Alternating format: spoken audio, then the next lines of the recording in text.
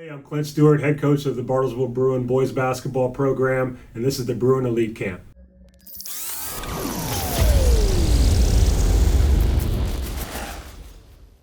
We're excited to have you guys here, man. One thing I do ask is go as hard as you can, all right? I don't care about you guys messing up on anything that we do. We'll go as hard as we can. We're going to get better. That's the goal today, is to get better. And if you guys have any questions, ask. Okay, don't go, oh, coach, I don't understand what you're talking about. Ask questions, all right? Part of the progress is part of the process of getting better, right? It's making a mistake, failing once or twice, and then eventually it'll click and you'll get it right? So don't get frustrated. Don't get frustrated at us when we're pointing to the side or, you know what I mean, like making you do it over again, right? Embrace it and get better with it, right? Just have fun. Encourage each other, talk to each other, get each other going. It's gonna be a long 3 hours, but it's gonna be fun if you guys make it. Does that make sense? So talk to each other, encourage each other, and lift each other up. All right, let's go.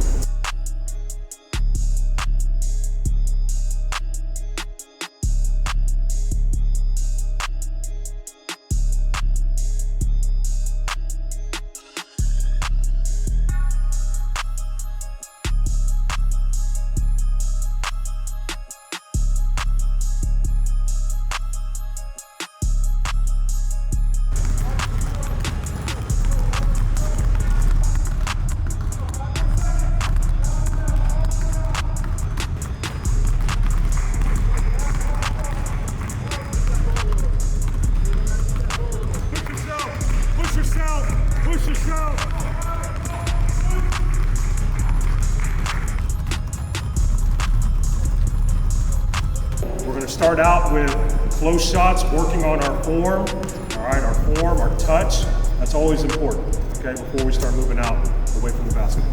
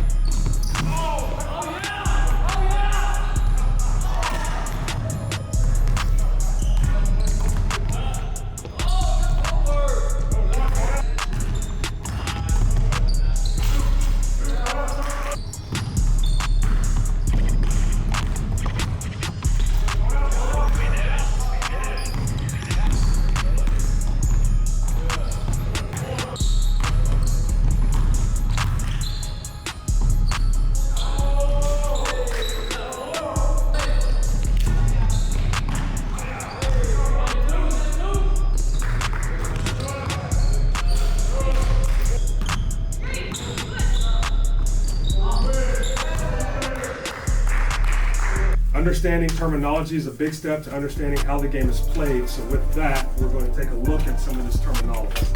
Baseline out of bounds, BLOB, blob, DHO, dribble handoff, type of action, pick and roll, PNR, and then SLOB, sideline out of bounds. Okay, so those are just some generic ones, some common ones that you hear, especially if you just listen to the commentators as they're talking about the game of basketball.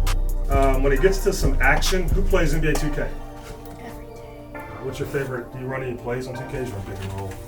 I just Quick ISO. Quick ISO. I run pick and roll, quick Half court shots. pick and roll, quick ISO. Okay. Floppy action is one of the main NBA sets, and usually people that play 2K, if they run any set on 2K, it's floppy action. Right, so the job is screen, screen, screen. He can come off either side. All right, so you come off the double screen, a stagger, with the catch and shooter, put it on the ground, or you can come off the single side, same thing, with the catch and shooter, put it on the ground. Okay, so So they actually have that action in the NBA 2K. Most guys, if they're going to run a play and it's not pick and roll or ISO, they run floppy, try to get a three-point shot. Flow motion, all right, so on here, if you guys look on that second page, there's flow motion, which is zoom action, okay? We run a lot of zoom or flow motion. It's the same thing as Chicago type action. It involves a down screen into a handoff, a down screen into a dribble handoff. Anybody know the acronym for dribble handoff? DHO, good, all right? So flow motion a lot of times is from 5 out set, okay? And what happens is if the ball is here, all right, this guy's gonna set a down screen, all right? He's gonna come in and come off. As he comes off the down screen, this guy's gonna dribble over and get into a dribble handoff, okay? So he's coming off the dribble handoff and he's looking to turn the corner here if he can, right? Turn the corner, this guy will hand off and usually roll. And they play out of spacing out of that. Okay, it's another action that Golden State runs a lot. It's an action you'll see us run. It's an action, a lot of the NBA teams, Chicago, that's what originated also Chicago action. But a lot of NBA teams will run that action. The pistol action usually involves the guy with the ball here, and one or two things can happen. He can either pass to the guy on the wing, or he can just come off this kind of side ball screen. All right, but pistol action, sometimes he'll pass it here, and then he'll trail it, right? Chase it, try to go get it back, all right? He might hand it back off to that guy there, right? He hands it back off. A lot of times there's like a big here, he's gonna set a flare screen for this guy coming over the top. All right, but a pistol is essentially like a side ball screen type of action. All right, with the ball screen, with the butt towards the baseline, so you're coming off, trying to turn the corner on the baseline side. All right, if he doesn't pass it, then he might just dribble it over. All right, you'll have a guy, this guy might sprint up to here, set the ball screen there. This guy will dribble it off that ball screen, and then he might slip it, or they might have some type of flare for him to set the ball screen and come off with a flare. All right, but that's called pistol action.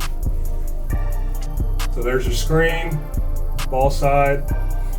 All right, they actually set a hammer screen on the back side, which we'll talk about in a minute.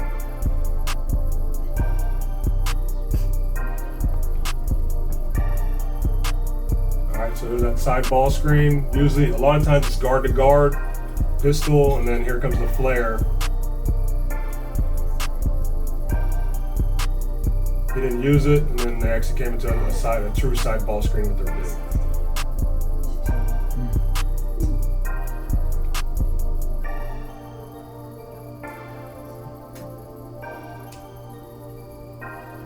There's a screen and flare. He turned the corner, hit the guy in the corner.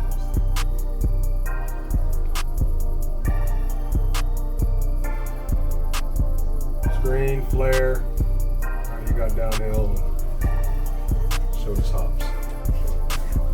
All right, so that's pistol action. You guys will see that at the next level. You see that when you're watching games. You know, we wanted to put them through some drills maybe they haven't done before. You know, work on their footwork, show them some ball handling stuff that they can do at home. But then it's really trying to connect a next level or next piece of it, right? So we think about, you know, 3 pillars. Every camp, every guy, every player, they work on their skills. The second pillar of that is the body, right? And weightlifting and conditioning, nutrition. You know, we didn't get into any of that today. And the third pillar that I think a lot of players miss is the mind, right? And the mind part of the game and the knowledge of the game. And so, you know, when we got to the classroom, is trying to connect some of the things that we worked on the floor and actually show them some video of NBA players or college players doing those same actions that we just worked on, as well as showing them video of, you know, like, here's a scouting report, right? And it's important to watch video of yourself. It's important to watch video of the other team to give yourself a leg up on strategy, you know. And so connecting that mind piece. And when I think about the mind, part of the mind is the mental toughness aspect, which is, you know, being able to push through adversity, being able to keep going when it's hard. When your body starts to shut down, your mind telling your body keep going, you're almost there. And the second part of that is the IQ, you know. And so if we can work on players' IQ, work on their knowledge of the game, I think they can become truly great basketball players. And so that's what can take your game from good to great.